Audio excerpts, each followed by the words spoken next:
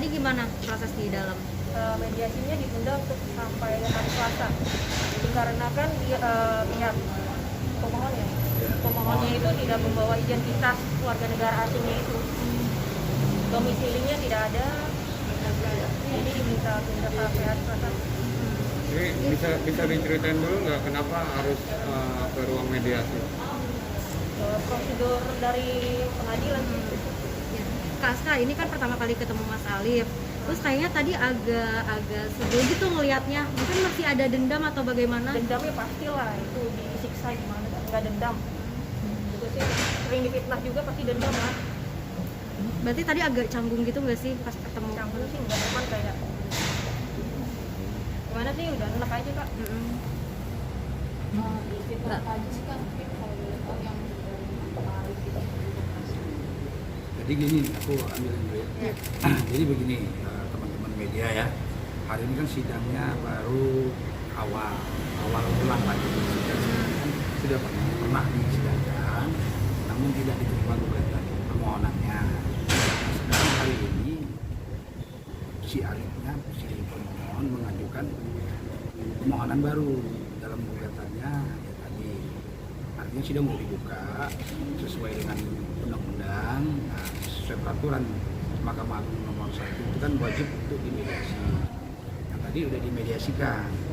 Nah, sesudah dimediasikan, tadi yang bisa menceritakan itu kan karena kami sebagai kuasa hukum tidak bisa masuk ke dalam, jadi Ibu Aska sendiri yang bisa menyampaikan itu. Nah, cuman tadi mediasinya ditunda dikarenakan identitasnya tidak dibawa seperti itu. Berarti tadi obrolannya sampai mana ya? Sampai Di dalam baru itu aja. Ditanya identitas dari pihak pemohonnya nggak ada.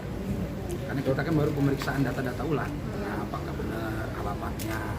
Nah, nanti kan dalam gugatan permohonan itu kan benar atau tidaknya nanti kan harus dibuktikan. Nah, kayak tempat tinggal alamatnya si Ibu Aska misalnya, apakah layak masuk di wilayah hukum Pengadilan Agama Jakarta Pusat misalnya. Sedangkan beliau tinggal di Cibubur. Nah, artinya nanti yang lain juga itu masalah isbat nikahnya, untuk masalah mengenai cerai talaknya nanti kan harus dibuktikan semua oleh pemohon, dalam hal ini pihak si Alif. Oh ya Bang, ngulang lagi maaf. Ya, ini tuh kan berarti jatuhnya nikah siri ya sebenarnya. Nikah siri ya? Iya. Berarti ini isbat nikah dulu baru bisa gugat cerai ya? Prosesnya tuh gimana sih? Ya kalau di dalam aturan itu kan memang bisa ya, ada yang namanya nikah siri itu memang ada aturan, bisa diajukan di kedua belah pihak, baik istri maupun suami, atau suaminya, atau istrinya, atau keluarganya gitu kan. Nah, cuman persoalannya nanti kan ini kan nikah siri ya, pertanyaannya nikah siri. Nah, nikah siri ini kan harus disahkan dulu perkawinannya. Nah, ketika perkawinannya sudah disahkan, baru melanjutkan kepada acara perceraiannya. Nah, nanti perceraiannya itu akibat dari kisruhnya ketidakcocokan itu kan harus dibuktikan apa, tapi harus dibuktikan dulu pengesahan perkawinannya, baru kita bicara cerai talaknya. Nah, kalau pengesahan perkawinannya tidak bisa dibuktikan, tapi tidak ada perceraian. Jadi biarlah di sini pemohon lah nanti akan membuktikan apakah benar atau tidak nikahnya, karena di dalam ketentuan syarat sahnya suatu pernikahan itu kan ada syarat-syaratnya, adanya pasangan suami istri, adanya wali, adanya saksi, dan adanya ijab kabul. Nah, ketika itu sudah terpenuhi, dan nanti itu syarat-syarat itu wajib dipenuhi dulu, apakah bisa disahkan atau tidak. Nanti tergantung majelis hakim yang menilai seperti itu. Aska, ini kan mediasi, tapi gagal lagi. Seandainya segala sudah lengkap, kamu mantap bercerai atau akan ada berubah Bisa sih pikiran ada gitu? pernikahan yang diresmikan ya, kayak gitu, jadi nggak ada perceraian. Kenapa ya? Kalau bisa, Nikahnya belum disahkan. iya. Oh, isbatnya belum sah. Belum. Jadi kan mediasi Jadi, apa? jadi nanti statusnya gimana dong Ini kalau kan masih pasangan perkawinan. Oh, ini Iya, masih masih isbat. pasangan. Ya, masih Oh, isbat. Nah, jadi dia langsung mengajukan isbat nikah dan cerai talaknya Iya. dalam permohonan tersebut.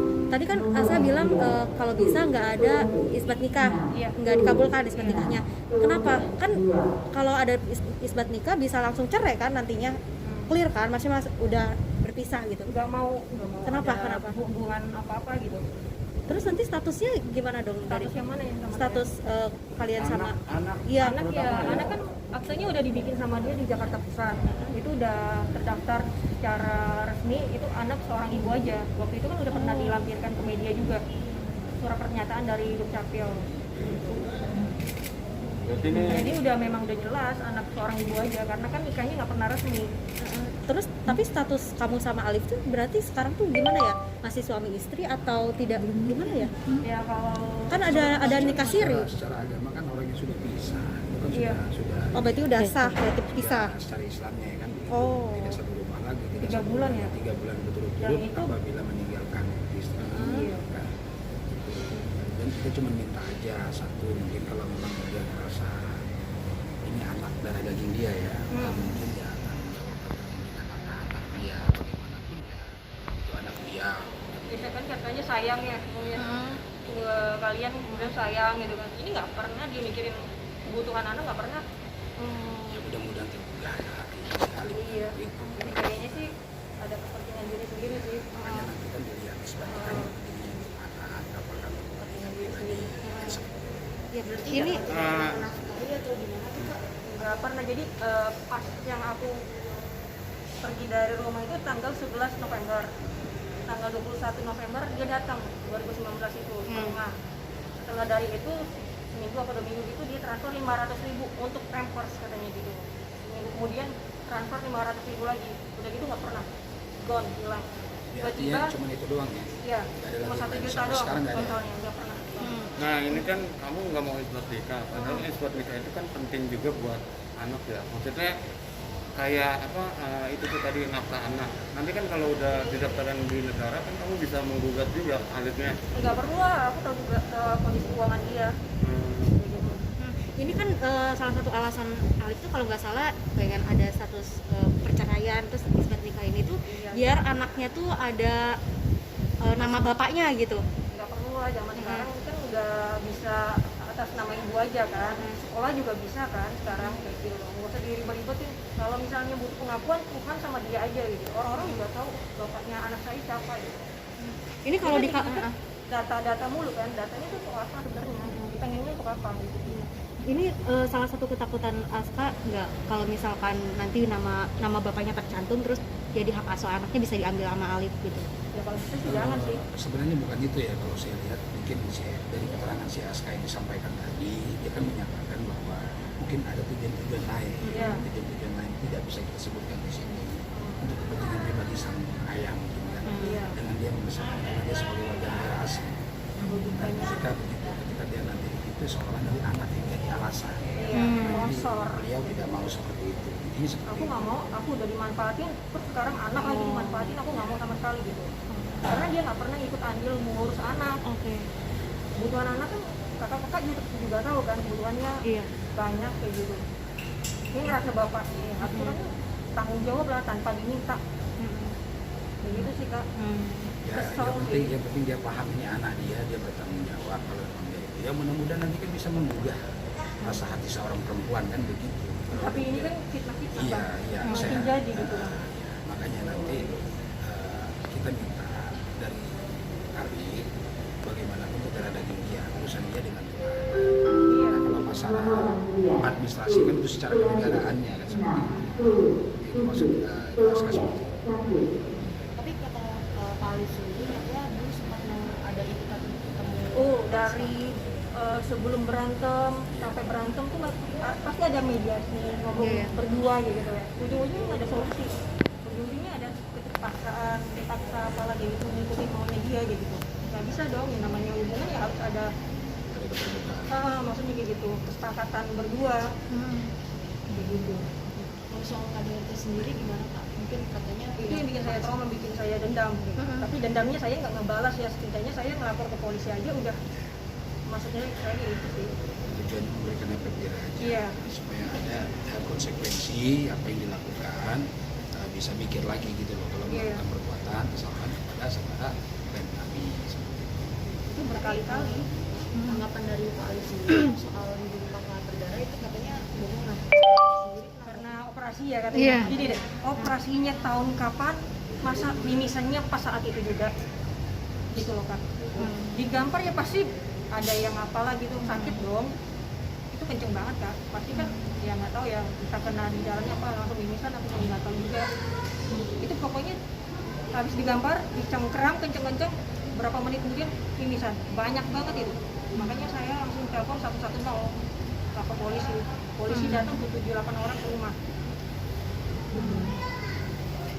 Kak Aska, bicara soal anak nih, ini kan Kak Aska sekarang ibaratnya masih single parent ya Kak ya. Ketika anaknya mungkin sudah dewasa nanti, apakah akan open terbuka sama anaknya tentang ayahnya sendiri? Open semuanya, nggak ada yang dirahasiain. Aku bakalan kasih bukti, bakalan ngomong apa adanya, baik buruknya aku kasih tahu. Berarti jika kemungkinan mungkin sewaktu-waktu anaknya udah gede, udah bisa mungkin mau menghabiskan waktu bersama ayahnya di Terserah, kalau anak udah gede kan dia punya kayak tujuan hidup sendiri ya, maksudnya punya role sendiri, dia mau ketemu siapa kayak terserah, izin ngomong ya udah nggak apa-apa. Jika sudah dewasa. Toh juga dia cewek ya bang ya, ntar dia juga nikah kan, pasti kan ngikutin suaminya kayak gitu loh. Kalau untuk saat ini kan masih kecil, masih asik pula kayak gitu. Jadi saya yang mendidik. Bang, Kalau- terakhir bang, kasusnya udah sejauh mana bang? yang kadar.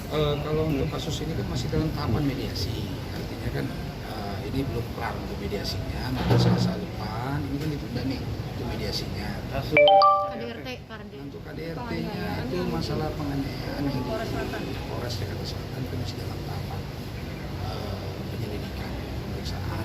Ini udah SP2T, udah panggil saksi-saksi. Polda. Iya, Polda SP2T Polda yang Iya. masalah pemalsuan ya. Pemalsuan akte sama KTP akte Jadi di sini pidananya ada dua, ada yang masalah pemalsuan, ada sama juga yang masalah penganiayaan, gitu kan? belum berkasnya belum P21 kan? Iya, tapi ada laporannya juga. ada laporannya. Oke. Oke, yuk. Sip.